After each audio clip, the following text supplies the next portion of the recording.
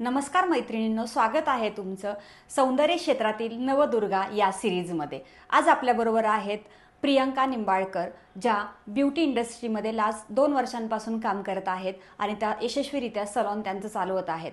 केडगावमध्ये काया beauty clinic या नावाने त्या त्यांचं सलॉन रनअप करत आहेत। यशस्वीरित्या बिझनेस करणाऱ्या वुमेन्सचं ब्युटी टाउन नेहमीच कौतुक करत असते आणि आत्ता आम्हाला अभिमान आहे की प्रियंका ही ब्युटी टाउनची स्टुडंट आहे आणि ती खूप छान सक्सेसफुली बिझनेस स्वतःचा रन आउट करत आहेत। सो आज आपण भेटणार आहोत Priyanka Nimbalkar from Kedgaon. Hello Priyanka. Hello. Beauty आत्ता सिरीज सुरू केलेत आपण, त्या सिरीजमध्ये तुझं स्वागत आहे। आपल्या बऱ्याच स्टुडंटच्या सिरीज तू बघितल्या असतील, सेम सिरीज तुझी आपण करणार आहोत कारण तू खूप छान बिझनेस तुझा रन आउट करत आहे। तुझा पहिला प्रश्न असा असणार आहे की तुझं या ब्युटी इंडस्ट्रीमध्ये येण्याचं कारण काय? म्हणजे प्रत्येकाचं काहीतरी रिझन्स आहेत की ब्युटी इंडस्ट्रीमध्ये येण्यासाठी। सो तुझं असं काय कारण आहे की स्पेसिफिक कारण आहे का काही तुला ब्युटी इंडस्ट्री आवडली? कारण म्हणजे असं काही ठरवलं नव्हतं की ब्युटीच करायचंय किंवा काय। पहिलं तर एज्युकेशनच चाललं होतं की तेच डोक्यात होतं की एज्युकेशन करायचे, डिग्री करायची। म्हणजे बीएससी करत होते, लग्न झालं त्याच्यानंतर मग गॅप घेतला। गॅप घेतल्यानंतर मग मुलगा वगैरे झाला, मग काय करायचं ना, तो थोडा मोठा झाला। माझं होतं की मला डिग्री पाहिजेच। मग मी नंतर ह्याला ऍडमिशन घेतलं, डिग्रीला ऍडमिशन घेतलं कम्प्युटरच्या। सगळंच गॅप पडला, मग काय करावं म्हणून असंच टाइमपास म्हणून मी एक मेकअपचा क्लास केला होता की आपलं असंच की काय करायचं, मेकअपचे क्लासेस चालू होते तर मी पण केला की स्वतःसाठी होईल, नाही म्हणजे दुसऱ्याला करायचं ह्या हिशोबाने नाही, पण स्वतःचा मेकअप तरी ऍटलिस्ट करता येईल म्हणून क्लास केला। आणि त्यानंतर ऑर्डर्स पण यायला लागल्या, व्हॅनिटी वगैरे घेतली, ऑर्डर्स यायला लागल्या। कारण त्यावेळेस एवढं हे पण नव्हतं, मेकअप कॉम्पिटिशन नव्हतं मेन म्हणजे। आणि मग क्लासेस केले, ऑर्डर्स वगैरे यायला लागले आणि मग मग म्हटलं की आता काहीतरी केलं पाहिजे पुढे ह्यातून। आणि क्लायंट पण विचारायचे की फक्त मेकअपच करता का, दुसऱ्या पण सर्व्हिसेस आहेत का, हे करता का ते? तर मग नाही म्हणावं लागायचं त्यावेळेस। आणि नाही म्हणताना खूप असं हे व्हायचं की की बाबा नाही। मग नंतर मग हळूहळू काय केलं पाहिजे, मी सर्च वगैरे केलं, मग नंतर क्लासेसचा विचार केला की ब्युटीचे क्लासेस वगैरे केले पाहिजेत। मग बेसिक पासून स्टार्ट केलं, आमच्या गावाकडेच मी बेसिकचे क्लासेस वगैरे केले, हळूहळू चालू केलं आणि मग करता करता इथपर्यंत आले। प्रियंका, तू एवढं छान काम केलं, म्हणजे पहिले मेकअप केला, देन तू ब्युटीमध्ये एंट्री केली, मग तुला सगळ्यात जास्त आवडणारं काम कुठलं याच्यामध्ये? जसं की ब्युटी, हेअर, मेकअपमध्ये तुला काय आवडतं ह्या क्षेत्रामध्ये करायला? तू खूप छान काय करू शकतेस? सगळ्यात म्हणजे मला हेअर कट करायला खूप आवडतात। की एखाद्याचा म्हणजे मेकओव्हर, हेअर कट जेव्हा आपण करतो त्यावेळेस ते पूर्ण चेंज होतो लुक त्या लेडीजचा। आणि मग ते हेअर कट खूप आवडतो मला करायला, की म्हणजे मी खूप आवडीने करते खरं तर हेअर कट। इमोशनली अटॅच तू हेअरला आहेस? आणि ते झाले पण ह्याच्यामुळं की हेअर कट मी जेव्हा सलॉन नव्हतं तेव्हा घरीच हेअर कट करायचे, म्हणजे क्लायंट नव्हते पण जे ओळखीचे होते त्यांच्या करायचे। मला त्यातून आवड, हेअर कट मी खूप केलंय म्हणजे असं प्रॅक्टिस म्हणून। आणि मग त्याच्यामध्ये एवढं मन रमलं। आणि नंतर एखादी लेडीज येते आणि मग तिचा आपण हेअर कट करतो तेव्हा तिचा पूर्ण मेकओव्हर चेंज होतो, म्हणजे हॅपी फेस बघून आपल्याला तिचा जो हॅपी फेस आहे तो बघून जरा छान फील होऊन जातं ना। म्हणून मग ते हेअर कट मध्ये जरा जास्त मन रमलं। ओके, म्हणजे तुला हेअर हा सेक्शन खूप छान आवडतो। प्रियंका, जसं तू आत्ता बोललीस की तू मेकअप इंडस्ट्रीमधून ब्युटी इंडस्ट्रीमध्ये आता क्लासेस केले, तर नवीन मुलींना तू काय सांगू शकशील की अरे नवीन मुलींनी काय शिकलं पाहिजे, पहिले सुरुवात करताना कुठून सुरू केलं पाहिजे? जसं की तू म्हटले मेकअप शिकले आणि नंतर मी ब्युटीच्या मला एन्क्वायरी यायला लागल्यात, नंतर मी ब्युटी शिकले। सो जर आता नवीन मुली विचार करतात की ह्या क्षेत्रामध्ये करिअर करायचं आहे, तर हे करिअर करताना त्यांनी सुरुवात मिनिमम कुठल्या कोर्सपासून त्यांनी सुरुवात केली पाहिजे? म्हणजे आत्ता तू मार्केट बघते त्याच्यानुसार। नवीन मुलींना मी तर हेच सांगेल की त्यांनी फक्त बेसिक आत्ता काही करून हे नाही चालणार, कारण आता क्लायंट बेस हा चेंज झालेला आहे। कारण क्लायंट सोशली खूप अपडेट असतात आणि त्यामुळे त्यांना सगळं नवीन नवीन पाहिजे असतं। म्हणजे मार्केटमध्ये येईल ते त्यांना लगेच हवं असतं की आम्हाला हे पाहिजे किंवा तुमच्याकडे आहे का। मग त्यावेळेस आपण नाही म्हणतो, त्यावेळेस खूप हे होतं, आपल्याकडे नसतं आणि दुसरं कोणतरी ते चालू करतं। मग असं होतं, त्यामुळं सगळ्या ऍडव्हान्स जे आहे ते आपण केलं पाहिजे। म्हणजे नवीन मुलींना तरी सांगेल मी की ऍडव्हान्सचे क्लासेस तुम्ही केले पाहिजेत सगळे। सलॉन टाकायच्या पहिले हे गरजेचंच आहे। आणि इंडस्ट्री एवढी मोठी आहे की म्हणजे जेवढं आपण करू ह्याच्यामध्ये तेवढं कमीच आहे, जेवढं अपडेट करू, जेवढं ऍडव्हान्स करत राहू, म्हणजे स्वतः अपग्रेड पण झालं पाहिजे। हो, नक्कीच झालं पाहिजे। तू जेव्हा डिग्री कोर्सेस केले, म्हणजे एबीटीसी सारखा डिग्री कोर्स तू केला, तर त्या डिग्री कोर्सचा तुला ऍक्च्युअल फायदा काय झाला? काम करताना सलॉनमध्ये तुला काय फायदा झाला याचा? डिग्रीचा मेन म्हणजे सगळ्यात जास्त फायदा तर डिग्रीचाच झाला तसा।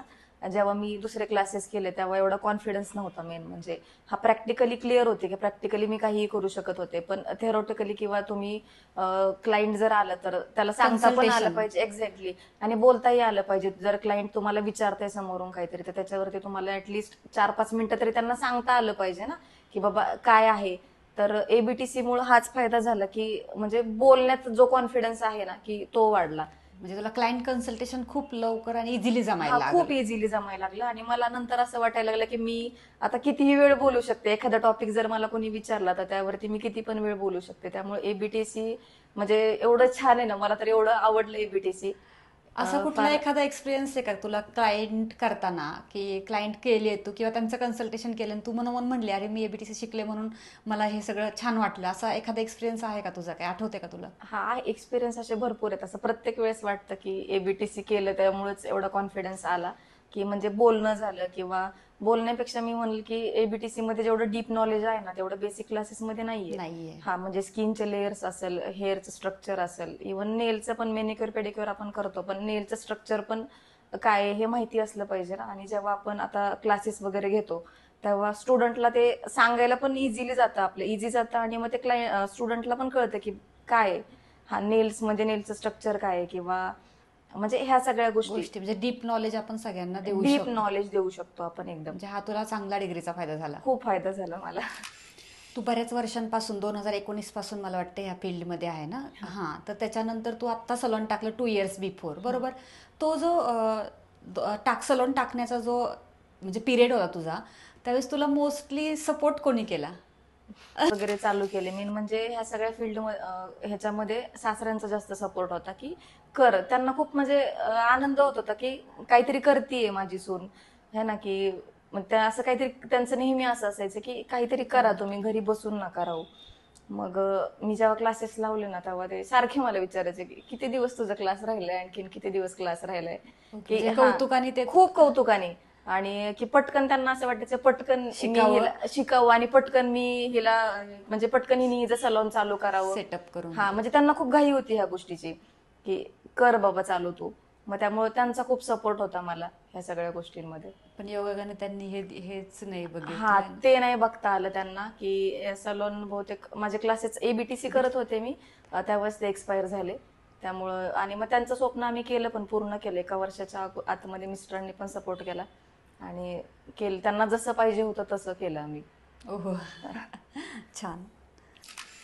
तुझं शिक्षण हे शहरामध्ये झालं आणि तू बिझनेस रन आउट करताना गावाकडे केला. म्हणजे एक शॉप तू ओपन करताना तुझं सलून तू गावाकडे ओपन केलं.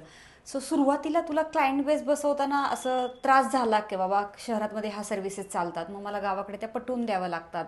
मग तुला नक्की सुरुवातीला कुठल्या कुठल्या सर्व्हिसेस चालल्या आणि त्याच्यामध्ये तुला स्ट्रगलिंग काय आलं? सुरुवातीला ऍडव्हान्सच्या ट्रीटमेंटमध्ये म्हणजे हे आलाच, स्ट्रगल तर करावाच लागला. कारण क्लायंटचं कसं असतं की पटकन विश्वास नाही बसत त्यांचा, की मशीन म्हणलं की घाबरतात. हा घाबरतात. त्यांना वाटतं की काय काय होईल, माझ्या स्किनला पिंपल्स वगैरे येतील की काय. त्याच्यामुळे एवढ्या सगळ्या मी तर एवढ्या मशीन घेतलेल्या आणि यूज तर काहीच झाल्या नाहीत पहिले 6 महिने. तर मलाच टेन्शन यायला लागलं, बापरे मी एवढी इन्व्हेस्ट केली आहे मशीनमध्ये आणि त्या यूज होत नाहीयेत.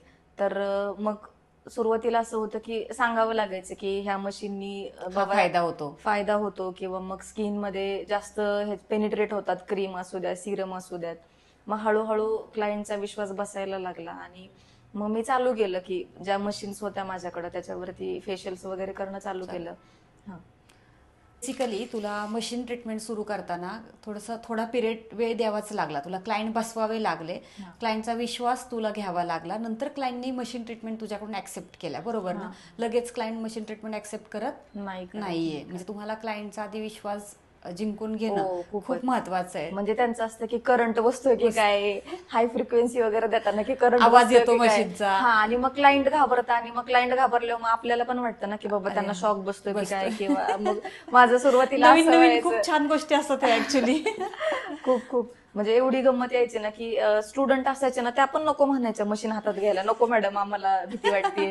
म्हणजे तिथं खूप स्ट्रगल करावा लागला मशीनला फॅमिलियर होण्यासाठी. हा हा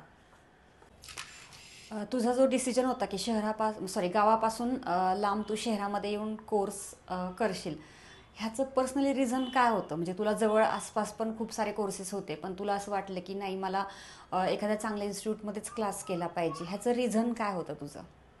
मी आमच्या गावाकडे पण क्लासेस केले होते. म्हणजे बेसिकचा क्लास मी तिथं केला होता. पण तिथं कसं झालं की म्हणजे मलाच हे नव्हतं, एक सॅटिस्फॅक्शन असतं ना स्वतःला की बाबा नाही हे ठीक आहे, सफिशियंट आहे. तर ते नव्हतं. आणि मेन म्हणजे तेवढं प्रॉपर नॉलेज मिळत नाही. त्यामुळं मग मी विचार केला की चांगल्या ठिकाणी, की बाबा जिथं सगळे क्लासेस माझे व्यवस्थित होतील अशा ठिकाणी मग मी येण्याचा निर्णय घेतला तेव्हा. मग ह्याच्या अगोदर तुला काय अनुभव आहेत का, की क्लासेस केले पण तू मग सॅटिस्फाईड नाही झाली बाबा, किंवा तुला असं वाटलं का की नाही, माझ्या माझ्या मला सलून टाकण्यासाठी हे सफिशियंट आहे? हा आहेत ना. जेव्हा मी क्लासेस केले ना तेव्हा मला असं होतं की म्हणजे मी सांगितलं ना की मी स्वतः सॅटिस्फाईड नव्हते की बाबा ही सफिशियंट आहे सलून चालू करण्यासाठी किंवा क्लायंट घेण्यासाठी. तेवढं माझ्याकडेच नॉलेज नव्हतं. मला असं वाटायचं मला कोणी विचारलं तर मी काय बोलणार ना त्यांच्याशी. बरोबर. बोलण्यासाठी फक्त करून क्लायंट येऊन करून देणं त्यांचं फेशियल वगैरे हे महत्वाचं नसतं. त्यांच्याशी बोलणं पण महत्वाचं असतं ना, की बोलून त्यांना वाटलं पण पाहिजे की हा बाबा ह्या मला व्यवस्थित हँडल करू शकतात. योग्य सल्ला देतील हा आपल्याला त्या मग स्किन ट्रीटमेंट. बघून मग ते नव्हतं, मला स्किनचं नॉलेज नव्हतं. मेन म्हणजे बेसिक क्लास केल्यामुळे स्किनचं नॉलेज तर नव्हतंच, बिलकुलच काही नव्हतं. त्यामुळं मी म्हटलं की ऍडव्हान्स काहीतरी करावं. जेव्हा मी एबीटीसी केलं ना तेव्हा मग असं झालं की नाही आता हे म्हणजे ह्याच्यानंतर काही करायची गरज नाही. गरज नाहीये. म्हणजे गरज तर तसं काहीही केलं तरी चालतंच, पण की तेवढं नॉलेज मिळतं एबीटीसी मधून की तुम्ही बाकी आणखीन काही कुठं जायची गरज गरज नाही. नसती. आणि गावाकडं पूर्ण हे फुलफिलमेंट किंवा कॉम्पिटिशनच्या बाहेर तुम्ही पडता, की त्या त्या एक्झॅक्टली. फ्लोमध्ये तुम्ही अडकत नाही, कारण खूप कमी लोक डिग्री करतात असं मला वाटतं. खूप कमी लोक, रेअर. म्हणजे माझ्याकडे पण मुली क्लासेस वगैरे करतात ना, तर त्यांना पण मी सजेस्ट करत असते की तुम्ही एबीटीसी करा. मी खूप फोर्स करते त्यांना की करा तुम्ही एबीटीसी. खूप छान क्लासेस आहे, तुम्हाला म्हणजे डीप नॉलेज नॉलेज मिळेल आणि मिळेल. त्याच्यानंतर तुम्हाला असं कधी बाहेर बघावं नाही वाटणार किंवा तुम्हाला कधी असं भीती नाही वाटणार. हा वाटणार. एक्झॅक्टली. पण ते नाही विचार करत त्या क्लासचा, की मग हा मेंटॅलिटीचा फरक येतो फक्त गावाकडे हो आणि हो हो शहरात. हो, बरोबर. हा.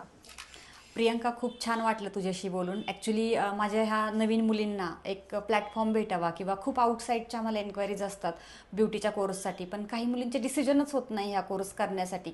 मग मला तर खरंच असं वाटतं की अरे, ह्या मुली जर डिसिजन घेतात, आपण म्हणतो ना की एखादा तारा चमकतो तर त्या चांदण्यांमधून एखादा चमकला जातो.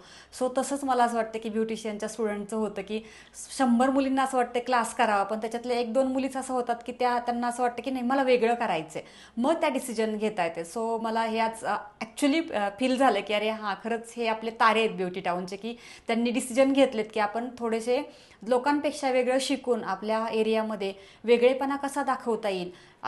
हे खूप चांगल्या प्रकारे तू मला आत्ता, म्हणजे मला त्याचं सॅटिस्फॅक्शन भेटलं की अरे हां, हे मुली करतायत आपले. तर शेवटचा प्रश्न तुझ्यासाठी असणार आहे आता. तू ब्युटी टाऊनमध्ये क्लास केला तर तुला कुठल्या कुठल्या गोष्टी तू ब्युटी टाऊनकडून शिकली? पहिले तर मी खूप लांबून यायचे आणि एवढा प्रवास करून यायचे. आल्यानंतर असं वाटायचं म्हणजे डोक्यात यायचं की बाबा येते मी, पण एवढ्या लांब येते, ह्याचा फायदा काय नक्की, किंवा काय होणार आहे का नक्की, वर्थ आहे का हे जे काही करते. पण इथं आल्यानंतर म्हणजे मुली बघितल्या माझ्या बॅचच्या, तर त्या पण अशाच बाहेरून माझ्यासारख्या यायच्या, लांबून यायच्या. आणि मग की वाटलं की बाबा चला ठीक आहे, चालले सगळ्यांबरोबर. आणि मेन म्हणजे मी जेव्हा फर्स्ट टाइम ब्युटी टाउन मध्ये आले त्यावेळेस मी म्हणजे बघतच राहिले की काय ओह. एवढं. म्हणजे मी फर्स्ट टाइम खरं तर एवढ्या मोठ्या सलॉन मध्ये आले होते. कारण गाव सोडून शहरात कधी येणं हे झालंच नाही, की कुठल्या सर्व्हिसेस घ्यायला. मेन म्हणजे की कारण तिथं जे अवेलेबल होतं ते ते ऍडजस्टमेंट होऊन जाईल. ऍडजस्ट करत होतो. आणि मग खूप छान वाटलं ब्युटी टाउन बघूनच. म्हणजे मी प्रेमातच पडले ओह. ब्युटी टाउनच्या, एवढं छान आहे. आणि इथं आल्यानंतर की स्टाफ कसा आहे इथला, किंवा आपण किती प्रेझेंटेबल राहिलं पाहिजे, क्लायंट कन्सल्टेशन कसं केलं पाहिजे, आणि क्लायंट कसे असतात मेन म्हणजे की क्लायंट कसे येतात, कशा टाईपचे असतात, त्यांच्याशी कसं बोललं पाहिजे, कसं वागलं पाहिजे, हे शिकले मेन म्हणजे. आणि एबीटीसी करताना बाकीच्या गोष्टी ज्या असतात त्या तिथं क्लिअर झाल्याच, की वायवा वगैरे. त्यामुळे क्लायंट कन्सल्टेशनचा कधी प्रॉब्लेम आलाच नाही, की कधी का टेन्शन येतं की बाबा आता क्लायंट आले आणि त्यांना कसं कन्सल्ट करावं. तर ते सगळं तिथं वायवामध्येच होऊन गेलं. एबीटीसी मध्ये ते माझं पूर्ण कव्हर झालं.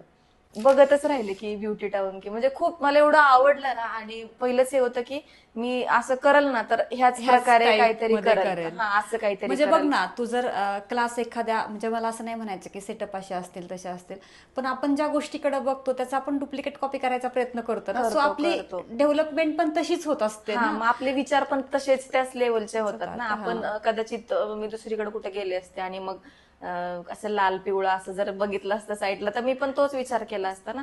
मग आपलं एक हेच दृष्टिकोनच बदलतो की बाबा मला पण असंच काहीतरी करायचंय. चेअर ठेवल्यात बेज कलर मध्ये, नाही मला हिरव्या निळ्या काळ्या ठेवायच्याच नाही. मी एक्स्ट्रा पे देऊन मला मिळत नव्हतं, एक्स्ट्रा पैसे देऊन की म्हणलं मला तो बेज कलरच पाहिजे आणि त्याच हे केलं. म्हणजे कलर कॉम्बिनेशन पासून सगळ्या गोष्टींचा इम्पॅक्ट मला जो आर्किटेक्ट होता ना त्याचं मॅडम पिंक टाका मॅडम, हा टाका मॅडम, नाही म्हणलं टाकायचंच नाही. कलर कुठला टाकायचंच नाही. गोल्डन वापर, पांढरा का कुठं वापरायचा तिथं वापर आणि गोल्ड वापर, पण जांभळे निळे तसले कलर वापरायचेच नाही सलॉन मध्ये.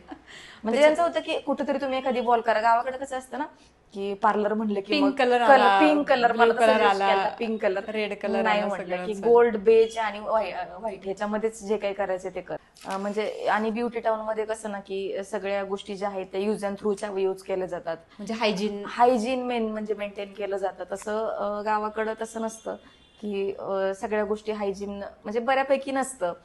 तर मग स्पंज वगैरे क्लायंटचे नवीन, हा मग त्या गोष्टी खूप शिकले मी. आणि मग त्यामुळे माझ्या क्लायंटला पण वाटतं की हा बाबा इथं हायजीन आहे मेन तुला म्हणजे. सांगू का प्रियंका, ब्युटीचा हाच गाभा आहे की तुम्ही जेवढं हायजीन ठेवताल ना तेवढं तुमच्याकडे क्लायंट जास्त हे होणार आहे. हा, मग तसं होतं ना की त्यांना मग नको असतात दुसऱ्या कोणी युज केलेले गाऊन वगैरे, त्यांना युज अँड थ्रूचेच गाऊन. म्हणजे आता क्लायंटला ती सवय झाली आणि मग मी ते चालू केलं. खूपच छान वाटलं प्रियंका तुझ्याशी बोलून. आणि ज्या गोष्टी मला लिटरली माहिती नव्हत्या त्या गोष्टी आज कळाल्या की अरे मुलींना हे पण प्रॉब्लेम्स असतात. सो आपण भेटूयात. प्रियंकाचा व्हिडिओ नक्कीच पोस्ट होईल यूट्यूबला, आम्ही लिंक ठेवणारच आहोत. सो नक्की तुम्ही बघा की एखाद्या मुलीचं कम्प्युटर इंजिनिअरिंग झाल्यानंतर ब्युटीमध्ये येण्याचा डिसिजन कसा होऊ शकतो हे आपण तिच्या व्हिडिओमधून बघणार आहोत. सो तिचा व्हिडिओ पडेलच यूट्यूबला, तुम्ही नक्कीच बघा. आणि भेटूयात नेक्स्ट नवदुर्गाला.